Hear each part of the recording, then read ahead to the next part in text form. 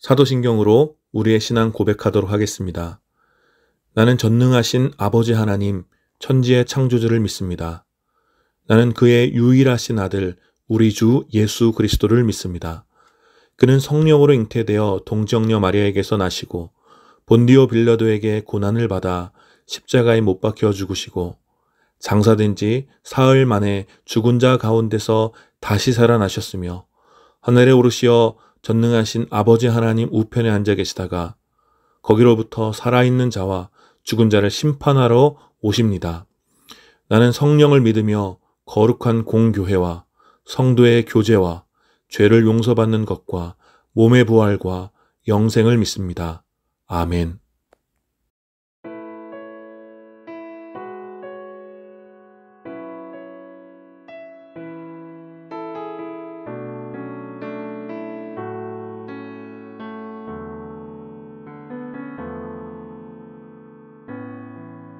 하늘의 문을 여소서, 이곳을 주목하소서. 주를 향한 노래가 꺼지지 않으니 하늘을 열고 보소서. 이곳에 임재하소서. 주님을 기다립니다. 기도의 향기가 하늘에 닿으니 주여 임재하여 주소서. 이곳에 오셔서 이곳에 앉으소서. 이곳에서 드리는 예배를 받으소서. 주님의 이름만이 오직 주의 이름만 이곳에 있습니다.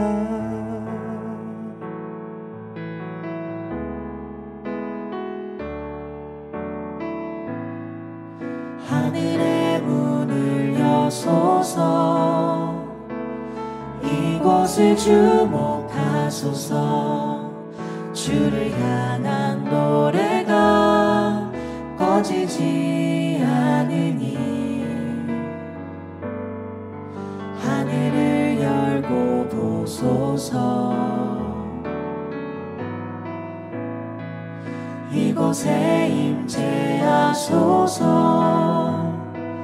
주님을 기다립니다. 기도의 향기가 하늘에 닿으니 주여 임재하여 주소서. 이곳에 오셔서 이곳에 앉으소서.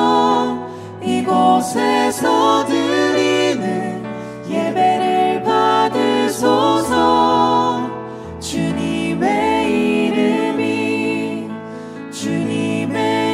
이름만이 오직 주의 이름만 이곳에 있습니다. 이곳에 오셔서 이곳에 앉으소서. 이곳에서 드리는 예배를 받으소서. 주님의 이름만이 오직 주의 이름만 이곳에 있습니다. 이곳에 오셔서 이곳에 앉으소서. 이곳에서 드리는 예배를 받으소서. 주님의 이름만이 오직 주의 이름만 이곳에 있습니다. 오직 주의 이름만 이곳에 있습니다.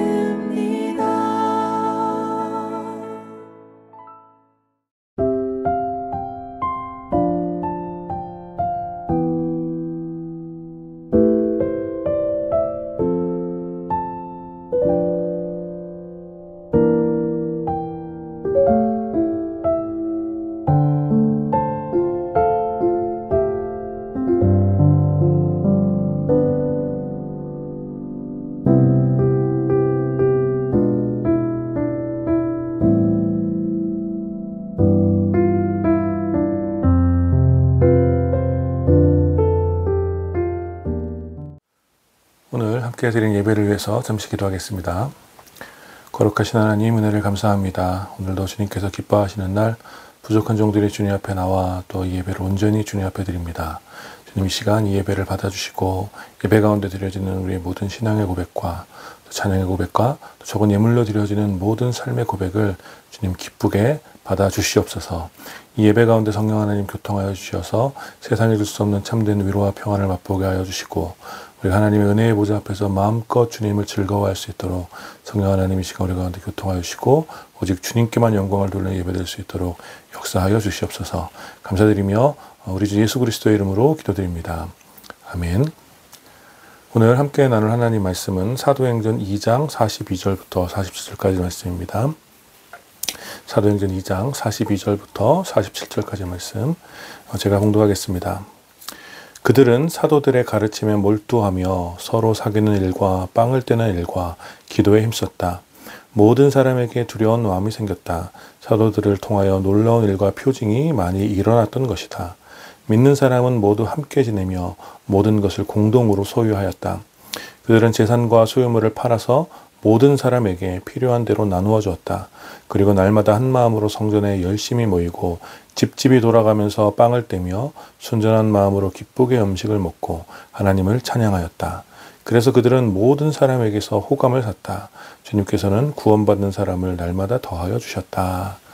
아멘. 오늘 이 본문을 중심으로 사도행전 강해의 내 증인이 되리라 11번째 시간 선교 공식이라는 제목으로 여러분들과 함께 말씀을 나누기 원합니다. 여러분 학교 다니실 때 어떤 과목을 가장 좋아하셨습니까? 저는 문과 출신이기 때문에 이 국어나 사회와 같이 좀 뭔가 깊이 생각하고 음미할 수 있는 과목을 좋아했고 또 곧잘 잘했습니다. 그런 저로서는 도저히 이해되지 않는 사람들이 있었는데 그것은 수학을 제일 재밌어 하는 사람들이었습니다. 저는 뭐 수학을 가장 못하기도 했고 또 싫어했던 과목이었기 때문에 이 수학을 좋아하고 재밌다고 말하는 친구들이 신기했습니다. 수학을 좋아하는 친구들은 오히려 국어나 사회와 같이 계속해서 정답이 변할 수도 있고 또 반성적 사고를 해야 하는 과목을 오히려 어렵다고 말하면서 수학이 가장 단순하고 쉽다고 말하곤 했습니다. 그 친구들이 그렇게 수학을 쉽다고 말한 이유는 수학은 공식만 잘 외우고 그 공식을 잘 활용하면 되기 때문이라고 늘 말했던 것 같습니다.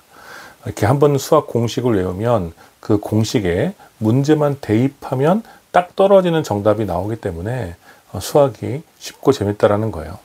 물론 이제 높은 차원의 수학을 탐구하기 시작하면 수학 자체도 뭐 그렇게 단순하지만은 않겠지만 고등학교 이전까지의 수학은 사실상 이 공식에 대한 이해와 그것을 암기하고 많은 것을 계속해서 풀어보는 것, 그것이 이제 수학의 실력을 결정하는 전부였죠.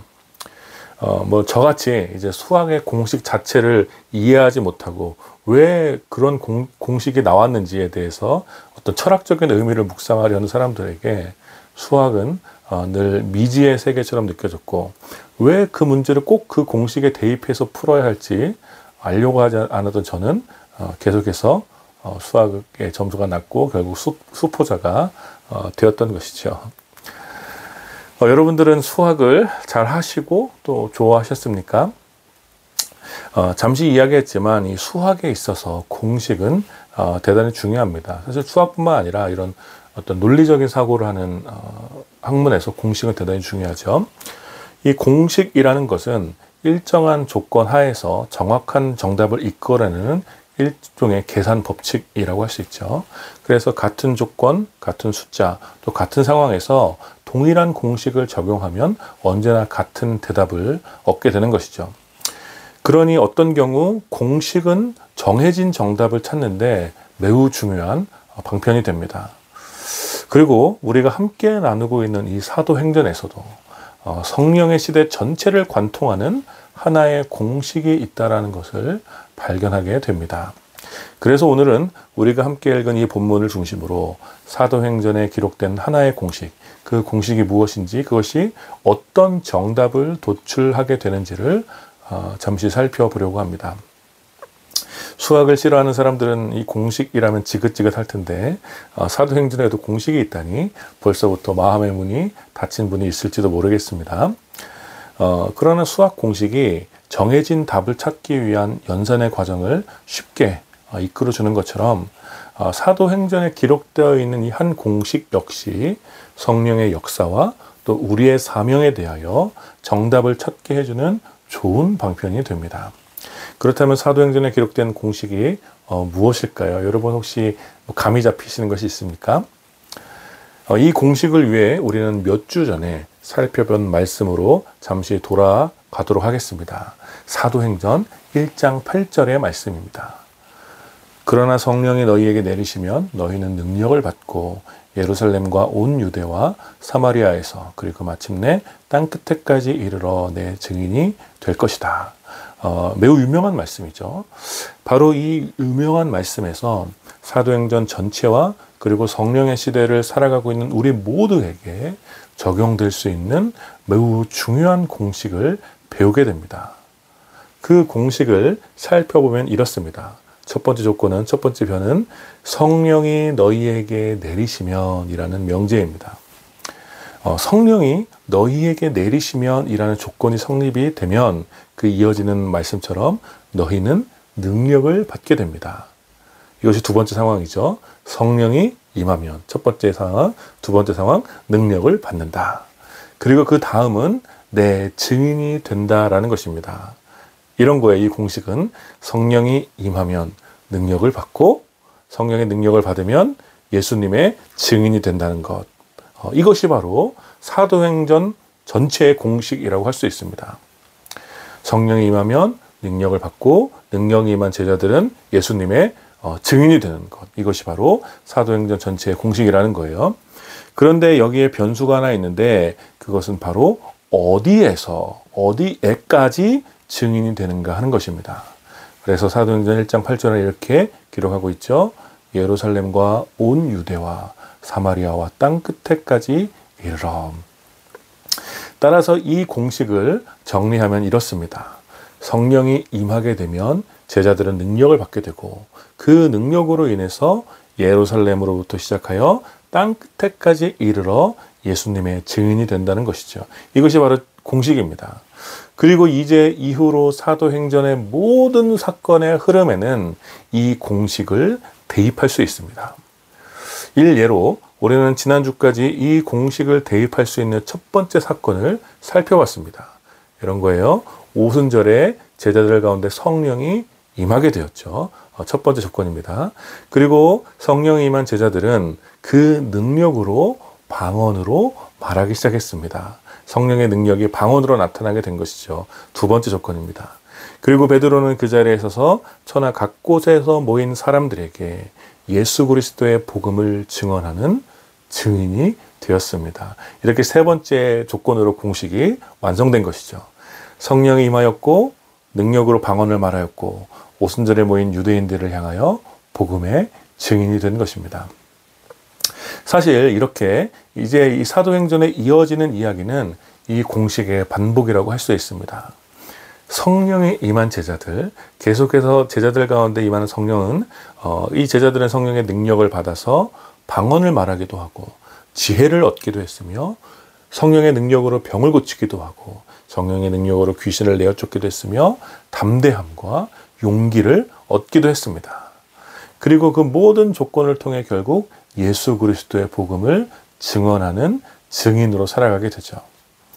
예루살렘과 온 유대와 사마리아 땅끝에까지 이르러 성령이 임하여 다양한 능력값을 얻은 제자들은 복음의 증인으로 계속해서 전진하는 이야기가 사도행전의 이야기라는 거예요. 이제 그렇다면 이제 질문은 이것이죠. 이러한 공식, 이 공식이 완성되었는데 성령이 임하면 능력을 받고 증인이 될 것이라는 이 공식을 완성했는데, 그렇다면 이 공식을 통해 얻게 되는 정답은 무엇인가라는 거예요. 이 공식을 대입했을 때 성령이 임하면 권능을 받고 예수의 증인이 된다는 이 공식을 통해 얻게 되는 정답은 무엇인가라는 거예요. 신학자들은 이 공식을 선교 공식이라고 말하기도 합니다. 그리고 이러한 선교 공식을 통해서 얻게 되는 정답, 바로 이 선교 공식의 상황들을 이제 대입해서 얻게 되는 정답이 바로 무엇이냐면, 오늘 본문을 통해서 이 정답이 무엇인지 알게 된다라는 거예요.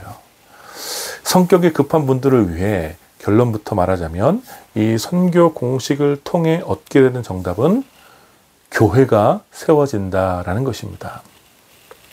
더 정확히 말하자면 회심한 이들의 공동체, 예수를 진실로 믿고 그 삶의 걸음을 돌이킨 이들의 공동체가 세워진다는 것이 이 선교 공식을 통해 얻게 되는 정답이라는 것입니다. 오늘 본문은 선교 공식을 통해서 도출된 정답에 대해서 이렇게 설명합니다.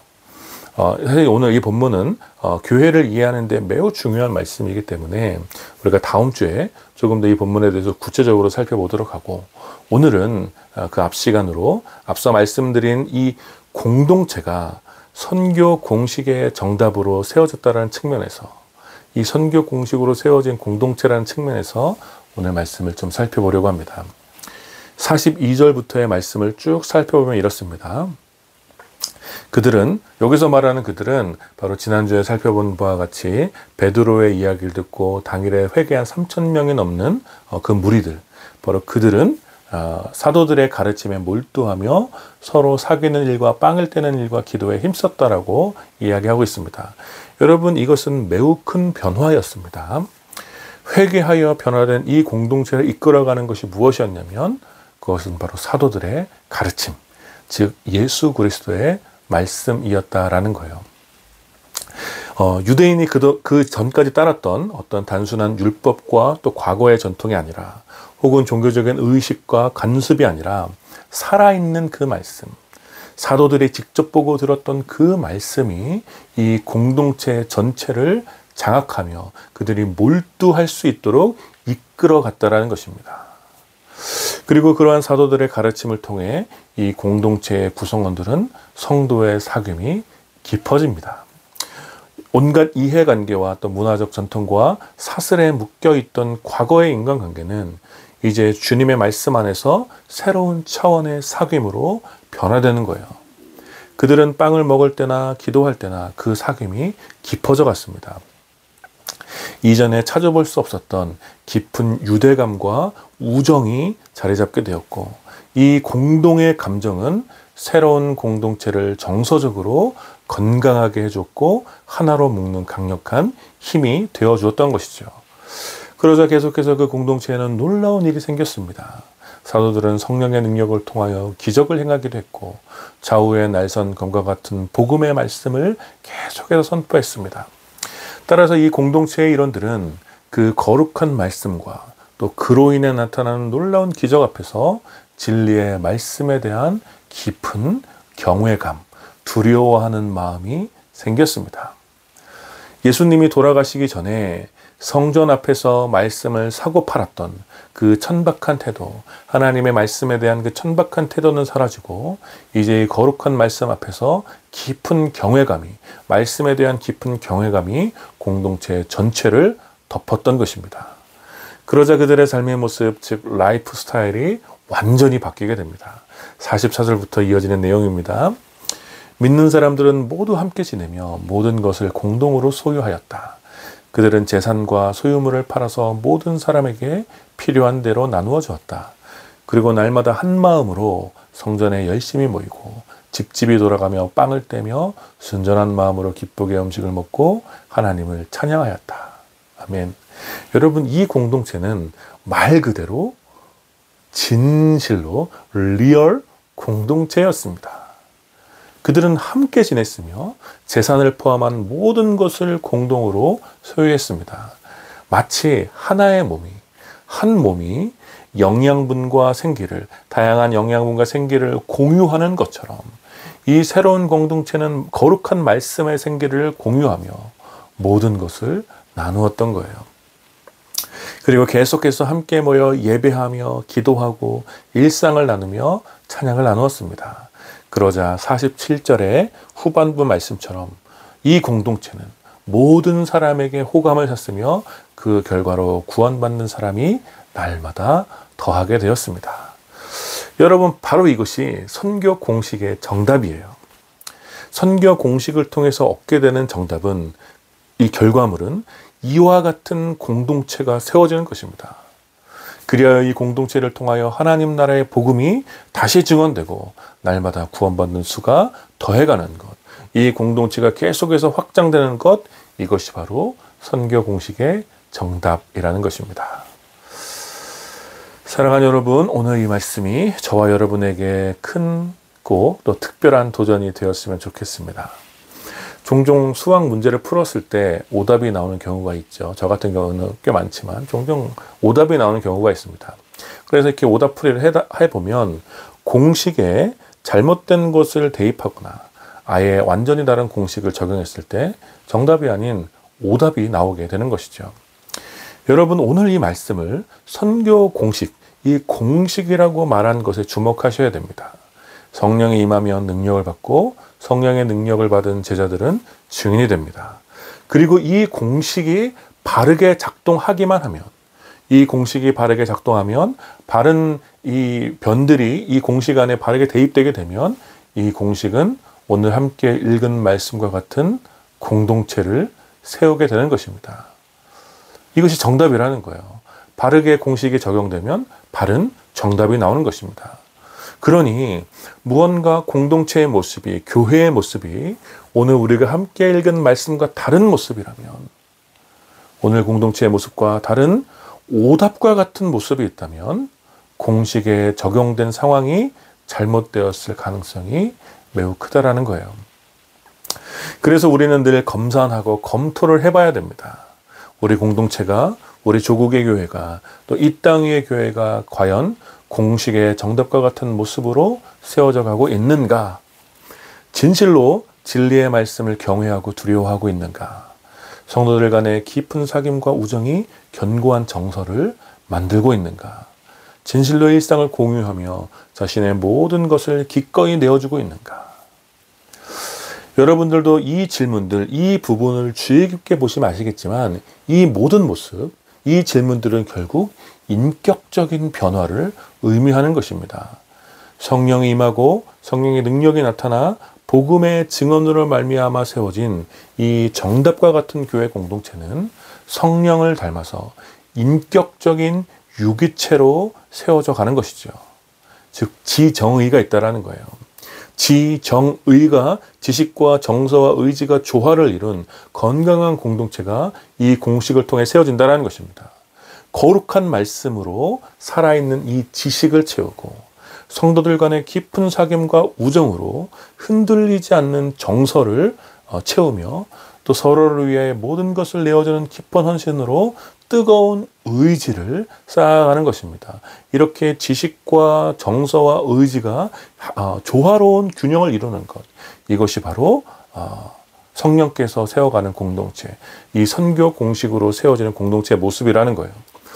그러니 이러한 공동체는, 이 정답이 되는 이러한 공동체는 어느 시대나 어둡고 타락한 시대를 변화시킬 거룩한 등불이 되었던 것입니다. 따라서 오늘 우리 공동체와 또 조국의 교회와 이 땅의 교회가 이러한 모습이 아니라면, 정답과 다른 오답과 같은 모습으로 교회가 세워져 있다면 우리는 검토하고 검산해야 하는 거예요. 무엇이 잘못되었는가? 성령이 주인이 아닌 사람이 주인이 되어져 있는 것은 아닐까? 성령의 능력이 아닌 돈과 명성, 또 교인의 숫자와 건물의 크기와 같은 세속의 그런 물질적인 능력을 따르고 있지는 않는가? 복음을 증언하는 것이 아닌 세속의 철학과 성공을 위한 야망을 가르치며 증언하고 있지는 않은가. 우리는 끊임없이 우리 자신과 이 시대의 교회를 선교 공식 안에서 검토해 보아야 됩니다. 사랑하는 여러분, 여러분들도 많이 느끼고 계시겠지만 요즘 우리는 오답과 같은 교회의 모습을 너무나 자주 보고 있습니다. 거룩한 말씀을 두려워하지 않고 사사로이 이용하며 자신의 정치적 목적을 위해서 말씀을 왜곡하고 남용하는 참담한 이들이 도처에 가득하고, 개인의 자유와 권리를 지나치게 강조하는 시대의 정신은 성도의 깊은 사귐과 교제를 하찮은 것으로 타락시키며, 또 서로를 위해 기꺼이 모든 것을 내어주는 거룩한 헌신은 하나라도 더 얻기 위해 끊임없는 탐욕과 소유에 대한 갈망으로 사로잡힌 이들에게 바보 같은 행동으로 수치를 당하고 있는 것입니다. 그러니 이 시대의 오답과 같은 교회는 말씀에 대한 진실한 경외감도 없으며 공동체를 견고하게 하는 성도의 사귐과 우정은 메말랐고 또 서로를 위한 깊은 헌신과 나눔은 사치로 생각하는 것입니다. 그러다 보니 결국 교회는 성령을 닮은 온전한 인격은 사라지고 건물과 조직, 문화와 종교적 관습을 통해 그들의 이익을 위하여 유지되는 종교 집단으로 쇠퇴해 가고 있는 것입니다. 그리고 이러한 모습은 당연히 명백히 오답입니다. 따라서 우리는 이 시대의 어떤 역사적 책임감을 가지고 우리 시대의 공동체의 회복을 위해서 선교 공식을 다시 한번 들여다봐야 합니다. 성령이 임하셨는가? 성령의 능력을 의존하고 있는가? 복음을 증언하고 있는가? 그 결과로 말씀을 진실로 경외하고 성도의 깊은 사귐과 우정이 쌓여가며 서로를 위한 깊은 헌신과 나눔이 회복되는 이 정답과 같은 교회 공동체가 다시 세워져야 하는 것입니다. 사랑하는 여러분, 우리부터 이 정답과 같은 공동체를 갈망하며 다시 한번 이 공식을 되짚어 봅시다. 우리가 날마다 성령의 임재 가운데 거할 수 있도록, 그리하여 우리의 힘과 우리의 능력이 아닌 성령의 능력을 온전히 의존하여 살아갈 수 있도록, 그리하여 우리 모두가 주께서 보내신 그 자리에서 복음의 증인으로 살아갈 수 있도록 우리가 계속해서 날마다 서로를 격려하며 응원하는 우리가 되었으면 좋겠습니다. 그리하여 우리의 평범한 일상 속에서 진실로 주님의 말씀을 경외하며 서로를 향한 깊은 사귐 속에서 담대함과 평안을 누리고 서로를 향한 나눔과 섬김에 인색하지 않은 저와 여러분, 그리고 우리 공동체가 되기를, 그렇게 날마다 세워져 가기를 진심으로 마음을 다해 축원합니다. 아멘. 오늘 우리 함께 말씀을 기억하며 함께 기도했으면 좋겠습니다. 오늘 특별히 우리 홀씨 공동체를 돌아보며 기도합시다.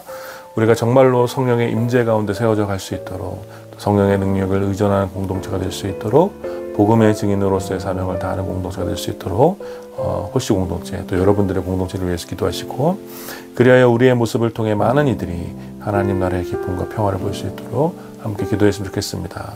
더불어 한국교회를 위해서 오늘 말씀을 기억하며 기도했으면 좋겠습니다.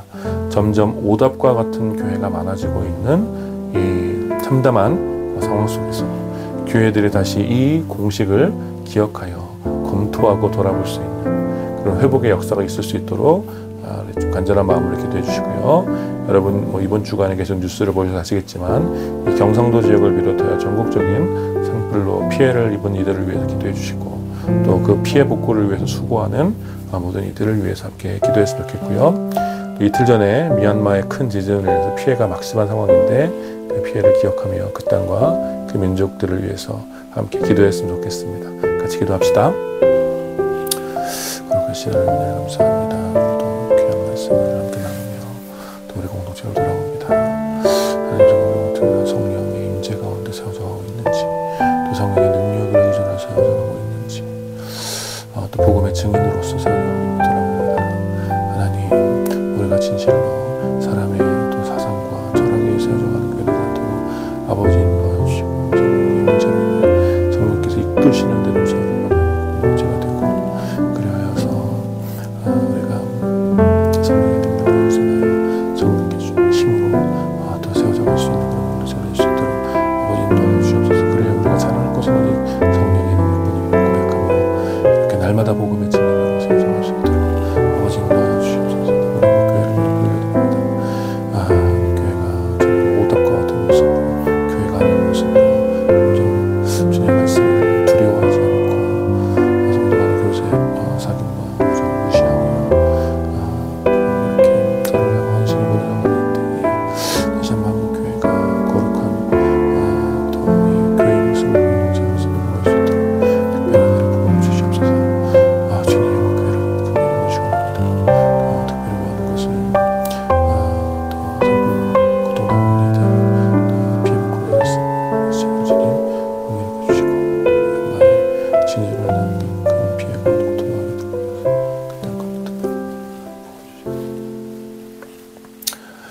거룩한 하나님, 은혜를 감사합니다. 오늘도 우리를 공동체로 불러주시고 또 성령의 임재 가운데 이 공동체를 세우시고 인도하여 주심을 인하여 감사드립니다. 하나님, 우리가 이 사실을 오늘도 기억하며 우리의 공동체를 바라보며 늘 선교 공식으로 검토하고 또 뒤돌아볼 수 있는 우리가 될 수 있도록 주님 인도하여 주시옵소서.